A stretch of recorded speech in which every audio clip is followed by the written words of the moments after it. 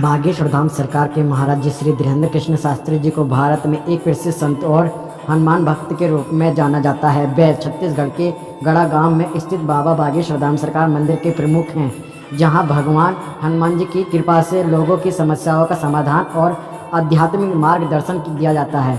हनुमान कथा और महाराज जी का संदेश क्या देते हैं? जी हाँ, महाराज जी धीरेन्द्र कृष्ण शास्त्री जी ने हनुमान कथा के माध्यम से लोगों को धर्म, भक्ति और सनातन संस्कृति से जोड़ने का कार्य करते हैं। उनकी कथा में हनुमान जी के जीवन, भक्ति और शक्ति का वर्णन होता है। प्रमुख बिंदु निम्नलिखित हम आपको बताते चले। हनुमान जी की भक्ति क्या है? भगवान राम के प्रति हनुमान जी की निस्वार्थ भक्ति को समझते हुए महाराज जी कहते हैं कि हनुमान जी का जीवन हर भक्त के लिए आदर्श है। बाबा बागेश्वर धाम सरकार को आप मानते हो तो इस वीडियो को लाइक करें और चैनल को सब्सक्राइब करें, क्योंकि स्टोरी यहीं ख़त्म नहीं होती, कहानी यहीं ख़त्म नहीं होती गुरुदेव की। वे ये संदेश देते हैं कि भक्ति में शक्ति है और सच्चे हृदय से की गई प्रार्थना का हमेशा फल मिलता है। कथा प्रारंभ होने से पहले उनकी कथाओं में आध्यात्मिक ऊर्जा और प्रेरणा होती है, जिससे लोग अपने जीवन की समस्याओं का समाधान पाने और आध्यात्मिक शांति प्राप्त करने में सक्षम होते हैं। मित्रों, बताते चलें आपको हनुमान जी की कृपा से जीवन में आने वाली बाधाओं से दूर करने के उपाय और मंत्र भी बताते हैं गुरुदेव। ऐसे हमारे श्री धीरेन्द्र कृष्ण महाराज जी हनुमान चालीसा का महत्व भी बताते हैं। महाराज जी का हर व्यक्ति को हनुमान जी चालीसा का नियमित पाठ करने की सलाह देते हैं, जो केवल मानसिक शांति देता है बल्कि जीवन में आने वाली कठिनाइयों को दूर करता है। जैसे संकट कटे मिटे सब पीरा, जो सिमरे हनुमत बलबीरा। जी हाँ, तो ऐसे संकट कट जाते हैं। सनातन धर्म का प्रचार हमारे गुरुदेव करते हैं। महाराज जी अपनी कथाओं के माध्यम से सनातन धर्म और भारतीय संस्कृति के संरक्षण प्रसार का कार्य करते हैं। बागेश्वर धाम की विशेषताएं और भी बताते चलें। बाबा बागेश्वर धाम सरकार एक प्रसिद्ध धार्मिक स्थल है, जहां भक्त अपनी समस्याओं के समाधान के लिए आते हैं। यहां पर महाराज जी बिना किसी पूर्व जानकारी के भक्तों की परेशानी का समाधान बताते हैं, जिसे दिव्य दरबार कहा जाता है। यदि आप बाबा बागेश्वर धाम सरकार हनुमान कथा का हिस्सा बनना चाहते हैं तो ये न केवल आध्यात्मिक अनुभव होगा बल्कि जीवन में नई ऊर्जा और सकारात्मक का संचार होगा। बाबा बागेश्वर धाम सरकार की महाराष्ट्र जलगांव में चल रही श्री हनुमत कथा आप सुन रहे हैं। आगे हमारे गुरुदेव को पसंद करते हो तो वीडियो को लाइक करें और दिव्य दरबार की जानकारी जो महाराष्ट्र में लगने वाला उसकी वीडियो हम आज ही अपलोड कर देंगे। जय श्री राम, जय बाबा बागेश्वर धाम।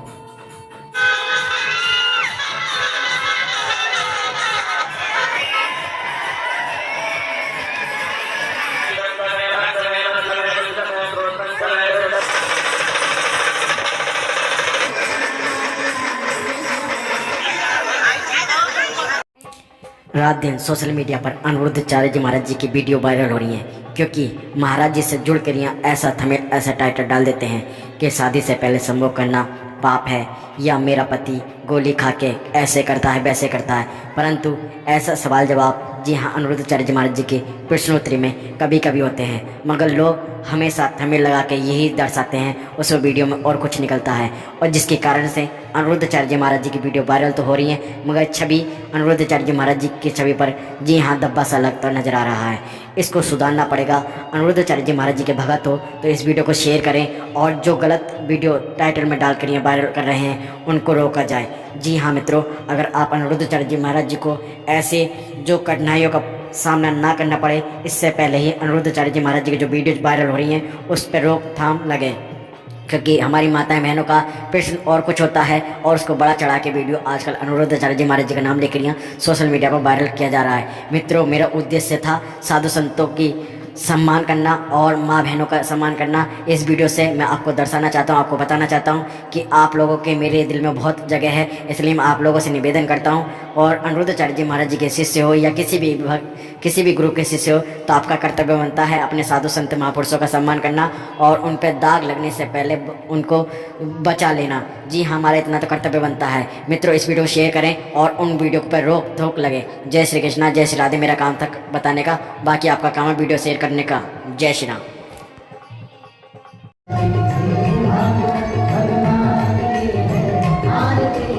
श्री भक्तिनंदन ठाकुर जी महाराज एक प्रसिद्ध कथावाचक, धर्मगुरु और आध्यात्मिक प्रेरक हैं।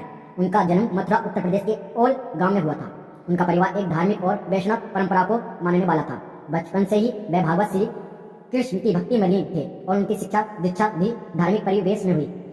देवकीनंदन ठाकुर जी महाराज जी के बारे में और उनके बेटे के बारे में, उनकी माँ के बारे में, उनकी पत्नी के बारे में और उनके सभी के बारे में, फैमिली के बारे में बताएंगे। देवकीनंदन ठाकुर जी का जन्म एक साधारण किसान परिवार में हुआ।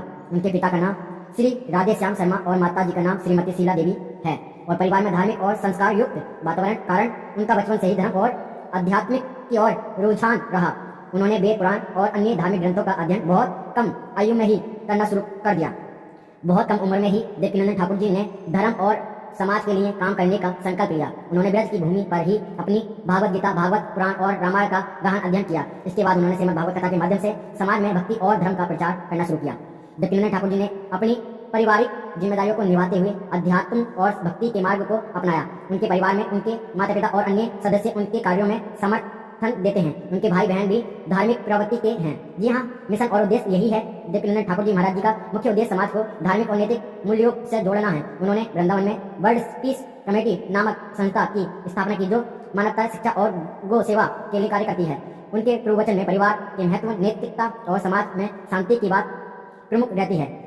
आज देवकीनंदन ठाकुर जी महाराज देश और विदेश में श्रीमद् भागवत कथा, रामकथा और अन्य धार्मिक आयोजना के माध्यम से लाखों लोगों को भगवान से प्रेरित करते हैं। उनका परिवार भी उनके कार्यों में सहायक है और उनके जीवन की आध्यात्मिक यात्रा महत्वपूर्ण भूमिका निभाती रही है और रहेगी। यदि आप किसी भी विशेष पहलू या कहानी को विस्तार रूप से जानना चाहते हैं तो कृपया और भी हमें बता सकते हैं। देवकीनंदन ठाकुर जी महाराज जी के जो बेटे हैं वो भी श्रीमद् भागवत कथा का अच्छा अध्ययन करे हुए हैं, बहुत अच्छी सुंदर कथा करते हैं। उनके भजन बहुत अच्छे लगते हैं। उनकी जो पत्नी है वो भी धार्मिक है, उनकी माता भी धार्मिक है, उनके पिता भी धार्मिक है। वीडियो अच्छी लगे देवकीनंदन ठाकुर जी महाराज जी के परिवार की तो वीडियो को लाइक और चैनल को सब्सक्राइब जरूर करें। ऐसे अपडेट हमारे चैनल के माध्यम से सभी मिलती रहती है। जय श्री कृष्णा, जय श्री राधे।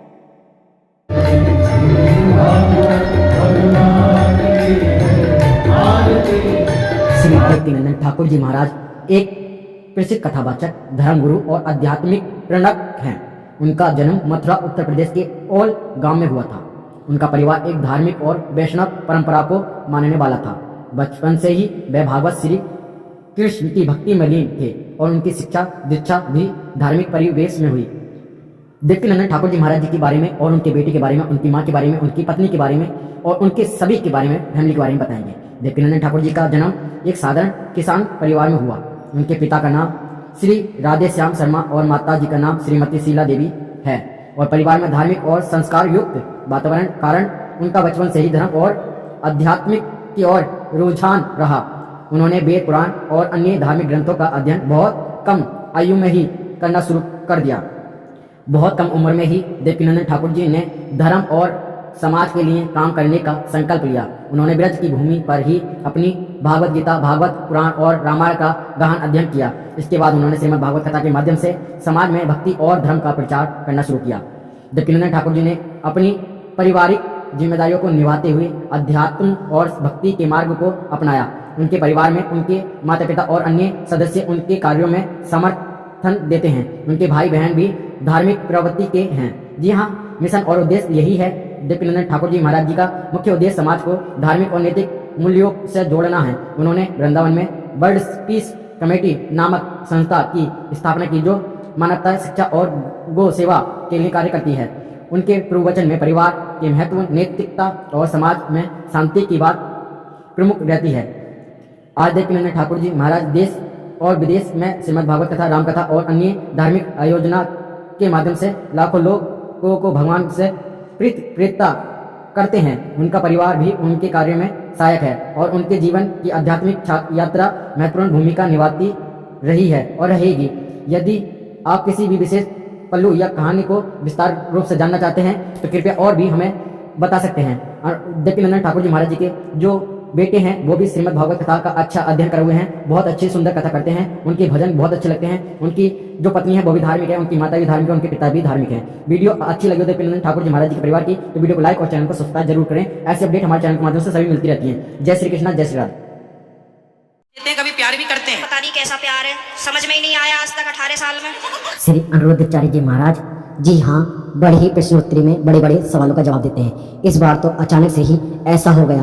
आपने देखा होगा सोशल मीडिया पे कितने प्रकार की ऐसी वीडियो वायरल हो रही हैं। पहले आप पूरी वीडियो देखें, आप नहीं तो भटकते रह जाएंगे। ये एक गंभीर और सदैवशील विषय है जो समाज, संस्कार और व्यक्तिगत विचारों से जुड़ा हुआ है। यदि हम इस प्रश्न पर ध्यान दें तो कई पालों से देखा समझ में नहीं आता टेढ़ा मेरा प्यार सकता है। शादी से पहले संभोग के विषय पर बहुत सी संस्कृतें और धार्मिक शिक्षाएं अपनी अपनी मान्यताएं रखती हैं।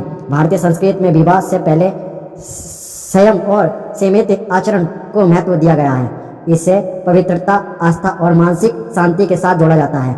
मित्रों, अनिरुद्धाचार्य जी महाराज जी चुप रहकर क्या बोले। महाराज जी को चुप रहने की स्थिति में ये सोचने का समय हो सकता है कि ऐसे सवाल का जवाब केवल संस्कार और समझ से दिया जा सकता है। बच्चाया की उत्तेजना या त्वरित प्रकृति के ऐसे सवाल को समझने के लिए व्यक्ति को उसकी पृष्ठभूमि, शिक्षा और व्यक्तिगत विश्वासों को ध्यान में रखते हुए एक उपयुक्त मार्गदर्शन देना चाहिए। यह महत्वपूर्ण है कि हम इन बातों को समझें और शांतिपूर्वक, सम्मानपूर्वक संवाद करें ताकि दोनों पक्ष के विचार और भावना सही तरीके से व्यक्त हो सके। शादी से पहले जी हाँ, किसी भी पर पुरुष को संभोग नहीं करने दें, नहीं आदमी को पर स्त्री के साथ संभोग करना चाहिए। जी हाँ, सनातन धर्म का रूल है। जय श्री राम, जय श्री कृष्ण।